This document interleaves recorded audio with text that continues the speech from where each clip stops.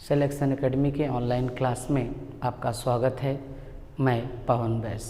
दोस्तों, आज हम लोग एक महत्वपूर्ण विषय हिंदी पर चर्चा करेंगे।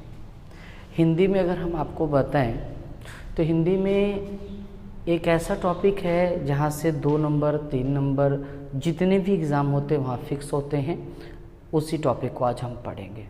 मतलब आज हम पढ़ेंगे संधि। ठीक है, देखिए आप लोग भी हिंट डाल लीजिए भाई, संधि। देखिए YouTube पर देखने का मतलब ये नहीं होता है कि केवल हम वीडियो अकेले देखें। वीडियो देखने से ही अकेले आपको कुछ मिलने वाला नहीं है।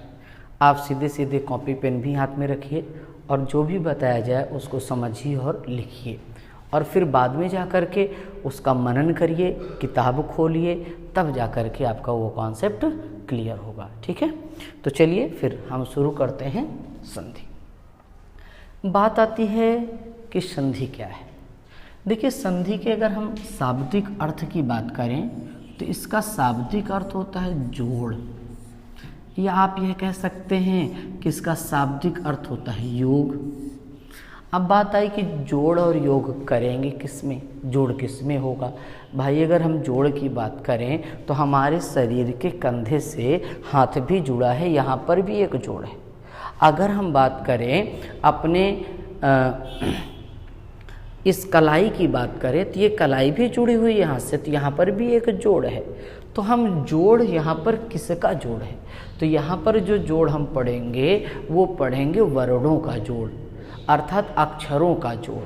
ऐसे कह देंगे कि जब हम 2 अक्षरों को जोड़ते हैं और उन अक्षरों को जोड़ने के बाद जो विकार उत्पन्न होता है उसी विकार को आज हम क्या कहते हैं, संधि कहते हैं। कैसे, देखिए जैसे अगर हम एक दें, एक शब्द है देखिए अन्य और दूसरा शब्द है अभाव, तो हम जोड़ेंगे क्या, इसको थोड़ा सा समझते हैं। देखिए दरअसल में इस अन्य में प्रथम पद के अंतिम वर्ण आ को जोड़ते हैं और दूसरे पद का प्रथम वर्ण आ। इनको जोड़ने के बाद इन दोनों वर्णों को जोड़े, इनको जोड़ने के बाद जो विकार उत्पन्न हुआ इसी विकार का नाम संधि है। मतलब हम कह सकते हैं कि जब हम 2 पदों को जोड़ते हैं तो प्रथम पद का अंतिम वर्ण और दूसरे पद का प्रथम वर्ण जुड़ करके जब एक विकार उत्पन्न करता है तो उस विकार को हम संधि कहेंगे। कुछ लोगों में भ्रम होगा कि भाई आपने तो कहा कि यहाँ प्रथम पद का अंतिम वर्ण आ है, जबकि हमें दिख वास्तव में ना दिख रहा है। तो अगर हम इसको बताएं तो इसको समझने के लिए हमें थोड़ा सा अक्षर को समझना पड़ेगा। दरअसल में जो हमारे अक्षर हैं उनको हम 2 रूप में बांट सकते हैं। एक अक्षर जो होते हैं उनको हम कहते हैं बद्धाक्षर, ठीक है, और दूसरे होते हैं जिनको कहते हैं मुक्ताक्षर। जब इसे हम समझ जाएंगे तो ये हम समझ जाएंगे कि यहाँ पर ऐसा क्या। बद्धाक्षर का मतलब हुआ ऐसे वर्ण जो आपके अंत में स्वर की ध्वनि से रहित होते हैं।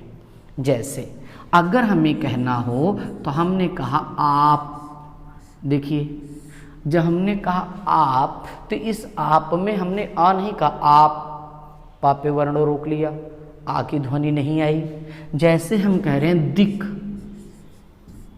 ठीक है, तो इस दिक में क्या हुआ, इस दिक में आपका का अंतिम वर्ण है, इसके बाद स्वर की ध्वनि नहीं है। इस प्रकार के अक्षरों को हम बद्धाक्षर कहते हैं। जबकि हम कह रहे हैं खाना, अब देखिए इसमें हमने ना का उच्चारण किया, खाना, लाड़ना, तो हमने यहाँ पर आ किया, तो इसका मतलब ये क्या है, ये मुक्ताक्षर है। जैसे हम कह दें का, ये देखिए का, इस का के साथ जो ध्वनि आ रही है वो ध्वनि आ रही क धन आ।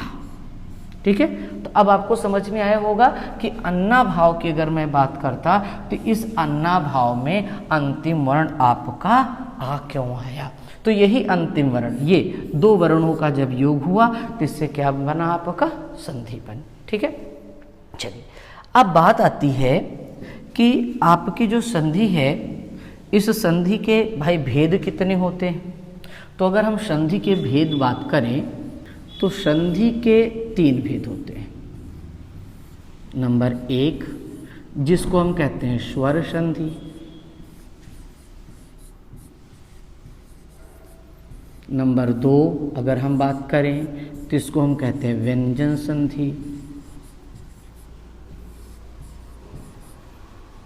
व्यंजन संधि, और तीसरे की अगर मैं बात करूं तो इसको हम कहते हैं विसर्ग संधि। दरअसल में आपके स्वर, व्यंजन और विसर्ग, ठीक है, इन्हीं 3 के आधार पर आपकी 3 संधियां बनी हैं। अब ये आपकी 3 संधि हो गई। तो अगर हमसे पूछा जाए कि भाई हिंदी में संधियों की संख्या कितनी है, तो हिंदी में संधियों की संख्या 3 है, स्वर संधि, व्यंजन संधि और विसर्ग संधि। अब बात है कि स्वर संधि किसे कहते हैं। देखिए, अगर हम स्वर संधि की बात करें तो हमें कहना पड़ेगा जहाँ पर विकार स्वरों में उत्पन्न हो। जब विकार स्वर में उत्पन्न हो तो स्वर संधि है, जब विकार व्यंजन में उत्पन्न हो तो व्यंजन संधि है, और जब विकार विसर्ग में उत्पन्न हो तो उसको हम क्या कहेंगे, विसर्ग संधि कहेंगे। कैसे, देखते हैं कुछ उदाहरण से। जैसे अभी अभी आपने मुझे बताया एक शब्द है लघु और दूसरा शब्द है ऊर्मी। देखिए, ठीक है, अगर लघु धन ऊर्मी है तो अब आप यहाँ देखिए, यहाँ पर आपका विकार किसका होगा, तो यहाँ पर विकार होगा ऊ का, और यहाँ है वर्ण ऊ। ठीक है, तो एक ऊ यहाँ पर है और एक हर्ष ऊ है और ये दीर्घ ऊ है, और दोनों मिल जाएंगे तो क्या बनेंगे, दीर्घ ऊ। अर्थात जो विकार हो रहा है वो विकार आपका हो जाएगा ऊ में, तो ये होगा ल, और फिर हम इसको क्या कह देंगे, बड़ा ऊ लगा देंगे, और फिर यहाँ से हम बना देंगे मी। तो ये हो गया लघु ऊर्मी। कुल मिला करके यहाँ जो विकार उत्पन्न हुआ ये ऊ में हुआ, स्वर में हुआ, इसलिए हम इसे स्वर संधि कहेंगे। जैसे अगर दूसरे की बात अगर मैं करूँ, व्यंजन की बात करें तो व्यंजन में क्या होगा भाई, अगर हम व्यंजन की बात करें तो व्यंजन में हम देखेंगे विकार कहाँ होना चाहिए, व्यंजन में होना चाहिए। अच्छा देखिए, अब यहाँ पर ये है कि विकार व्यंजन में होना चाहिए। अगर आपको और बेहतरीन परिभाषा देनी है तो आप सीधा कह सकते हैं, जब व्यंजन का स्वर का के साथ या स्वर का व्यंजन के साथ जब विकार मिलन हो, योग हो और फिर विकार उत्पन्न हो तो उसे हम क्या कहेंगे, व्यंजन संधि कहेंगे। ठीक है, कैसे देखते हैं। जैसे एक शब्द को अगर हम समझें तो एक शब्द है वाक, ठीक है, और दूसरा शब्द है ईस। अब देखिए, तो यहाँ पर जो विकार हो रहा है, आप विकार किस में कर रहे हैं, देखिए यहाँ पर प्रथम पद का अंतिम वर्ण क्या है, का, और यहाँ पर कौन सा है, ई। तो अगर हम कह दें ये क धन ई मिल जाएगा तो विकार होगा क्या, तो ये हो जाएगा दरअसल में का गा। विकार केवल व्यंजन में होगा, और ये ई थी तो ये हो जाएगा ई। ठीक है, तो इसलिए वाक धन इसका जो हम संधि कर देते हैं तो ये हो जाता है वागीस। तो आप कह सकते हैं कि जो विकार उत्पन्न हुआ वो विकार किस में उत्पन्न हुआ, इस का के स्थान पर कौन सा वर्ण आ गया, घा। तो आप हम कहेंगे कि यहाँ पर कौन सी संधि हो गई, व्यंजन में विकार हुआ, इसलिए ये व्यंजन संधि। ठीक है भाई, चलिए अगर हम थोड़ा सा आगे चलें, अब विसर्गों को भी थोड़ा सा देखते हैं कि विसर्ग में क्या है। अगर हम विसर्ग संधि की बात करें तो एक शब्द है, देखिए निहि धन रोग। ठीक, अब यहाँ पर जो विकार उत्पन्न होगा वो विसर्ग में होगा, तो ये बनेगा क्या, नी रोग। अब देखिए विसर्ग का यहाँ पर लोपन हुआ कि नहीं, विलुप्त हुआ नहीं। जब विसर्ग, आपका विसर्ग यहाँ पर विलुप्त हुआ तो यहाँ पर परिवर्तन कहाँ आया, तो परिवर्तन तो भैया इस ई में आया, अर्थात विसर्ग क्या हो गया, यहाँ से हट करके दीर्घ ई हो गई। तो अब विकार कहाँ आया, विसर्ग में, इसलिए हम इसे क्या कह देंगे, इसे हम कह देंगे विसर्ग संधि। ठीक है। अब उम्मीद करते हैं कि संधि के अगर भेद पूछे जाएं, उनके प्रकार पूछे जाएं, तो आप इसको बढ़िया से समझ गए होंगे और बता भी पाएंगे। ठीक। अब हम चलते हैं, इनके भी उपभेद होते हैं। जैसे अगर हम आपको बताएं तो पहले आज हम पढ़ेंगे इसमें स्वर संधि। तो सबसे पहले हेडिंग डालेंगे स्वर संधि। ठीक है। अब बात आई, ये जो स्वर संधि है, इस स्वर संधि में होगा क्या, कितने भेद होंगे। तो देखिए बताया जाता है कि जब स्वरों का मेल हो, चाहे वो समान स्वर हो चाहे वो असमान स्वर हो, लेकिन स्वरों के मेल से जो स्वर में विकार उत्पन्न होगा उसी विकार को हम कहेंगे स्वर संधि। ठीक है। और यही विकार होगा कैसे, थोड़ा सा देखिए, एक ही प्रकार का तो विकार होता नहीं। देखिए जैसे अभी हमने आपको पहला उदाहरण बताया, अन्न धन अभाव। ठीक है। इसमें बनेगा क्या भाई, तो इसमें आपका बन रहा है ये आ न। अब देखिएगा यहाँ पर हम विकार उत्पन्न कर रहे हैं, यहाँ पर आ आया, यहाँ पर भी आ आया, दोनों मल के क्या हो गए, दीर्घ आ, इसी का विकार होगा तो यहाँ हो जाएगा अन्ना आभाव। ठीक है। देखिए ये होगा अन्ना भाव। अब एक बात देखिएगा, अगर हमसे पूछा जाए क्या ऐसे लिख सकते हैं, फिर तो आपने भाई दीर्घ कर दिया, नहीं ऐसे नहीं लिख सकते क्योंकि संधि हो गई तो दोनों एक हो गए। अब इसको थोड़ा सा अच्छे ढंग से समझते हैं, हम इसको लिखेंगे कैसे। देखिए हम लिखेंगे यहाँ पे अन्न। ठीक है।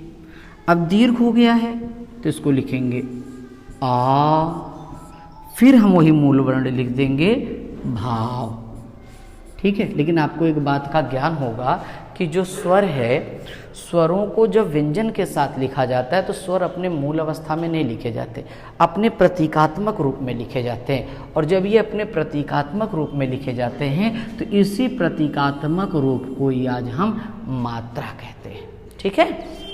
अब ये तो भाई अगर आप पढ़ रहे हैं तो आपको याद ही होना चाहिए कि हमारे स्वर में मात्राएं होती कितनी हैं। तो स्वरों में मात्राओं की संख्या कितनी है, इसको अगर हम देखें तो आपको हम थोड़ा सा परिचय कराएं। देखिए आपको इतना ज्ञात होगा।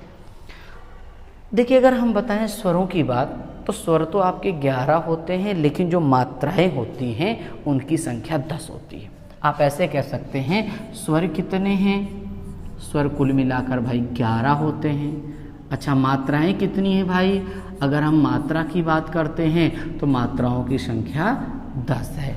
अब बात आई, अरे स्वर तो 11 हो गए, मात्रा 10 कैसे हो गई। दरअसल में आपको मालूम होगा कि जो हश्व आ है, इस हश्वा की मात्रा नहीं होती। यही कारण है कि स्वरों की संख्या 11 होती है और मात्रा की संख्या 10 होती है। ठीक है। अब इसी में अगर हम दूसरा उदाहरण लें, थोड़ा सा समझें। दूसरा उदाहरण,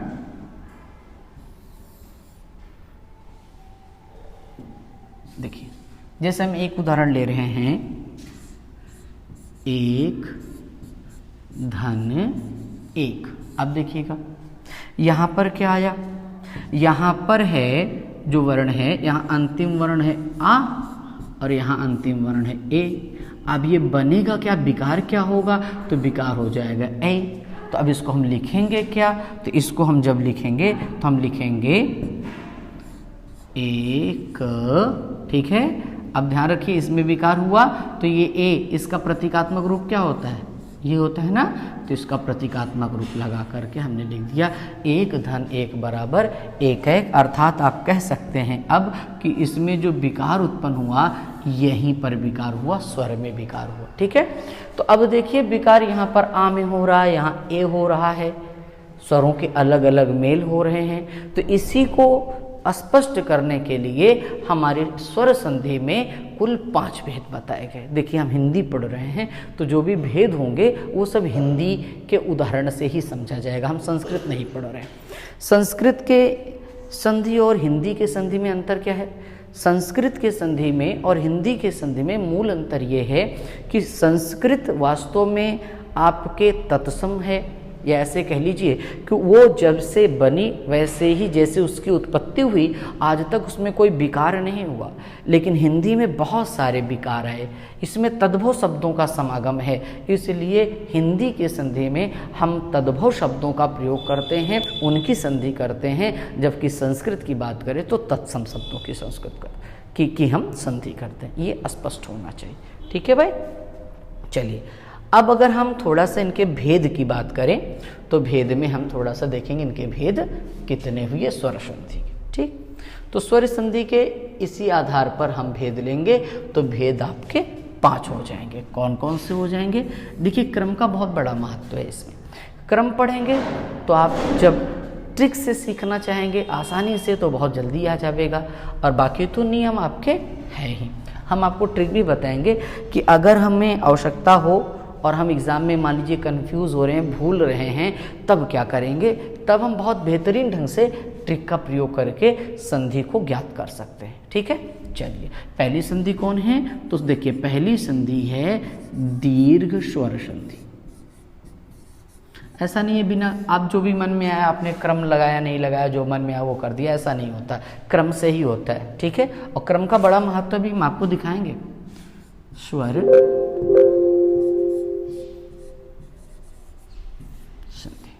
दीर्घ, दूसरी कौन सी है?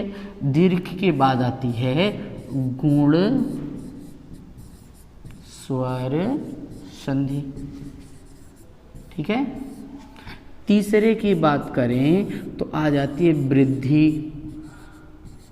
कुछ लोग कहते हैं हमारा मन में जैसे आएगा वैसे लिखेंगे, कोई दिक्कत नहीं, आप जैसे मन में आओ वैसे लिखिए। ठीक है, लेकिन जो एक सही तरीका है वो सही तरीके से चलिए।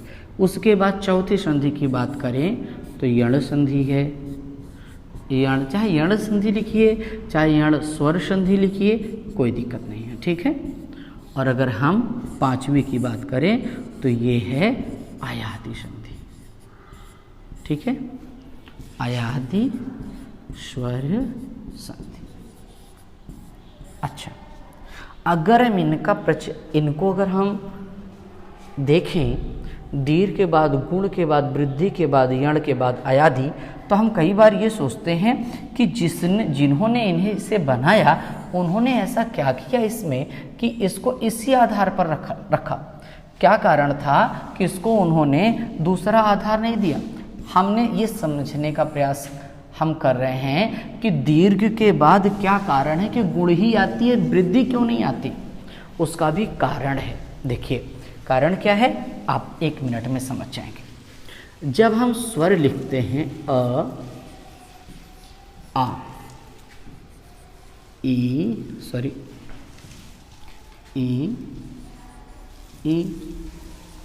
उ री, ए ओ और आओ। ठीक है, ये आपके स्वर हो गए। तो आप ध्यान देंगे यहां से लेकर यहां तक समान, ये जो भी आते हैं ये दीर्घ स्वर संधि के अंतर्गत आएंगे। ठीक है, उसके बाद ये जो 2 आ रहे हैं, क्रम का मतलब देखिए यही है, इन दोनों में जो विकार उत्पन्न हो रहा है वो विकार आप देखेंगे वो गुण में हो जाएगा। अगर यहाँ से विकार आएगा तो वो समझ लीजिएगा गुण संधि है। और अगर इन दोनों में आवे तो यहाँ पर वृद्धि स्वर संधि है। अब आप समझिए कि पहले इन्होंने क्यों नहीं दिया। अब फिर लोग कह रहे हैं भाई आगे क्या है, तो आगे देखेंगे। इसके बाद आपके आते हैं यारा लावा, जिनको हम अर्धस्वर कहते हैं। स्वर वो भी हैं लेकिन उनको हम अर्धस्वर कहते हैं। ये वर्णमाला के चैप्टर में हम देख चुके हैं कि अर्धस्वर किसे कहते हैं। ठीक है, 4 अर्धस्वरों की बात होती है यारा लावा की। ठीक है, चलिए अब अगर हम देखें यहाँ पे या रा ला वा, ये अर्धस्वर है।